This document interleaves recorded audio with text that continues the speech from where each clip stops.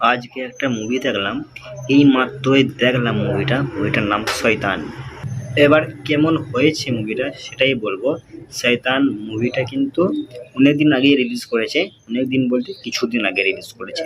এবারে একটা কথা বলি, এই মুভিটা অজয় দেবগনের মুভি, আর যে ভিলেনটা আছে সেটা সাউথ ইন্ডাস্ট্রিজের। ভিলেনটার নাম আমার এই মুহূর্তে মনে পড়ছে না, কিন্তু ভিলেনটা সুন্দর ভিলেন। আর এই মুভিতে যেভাবে রোলটা প্লে করেছে ভিলেনটা, ভাই মারাত্মক লেভেলের। আর এই মুভিটা দেখে একটা গল্প মনে পড়ে গেল আমার। গল্পটা সম্ভবত তারানাথ তারানাথ তান্ত্রিক।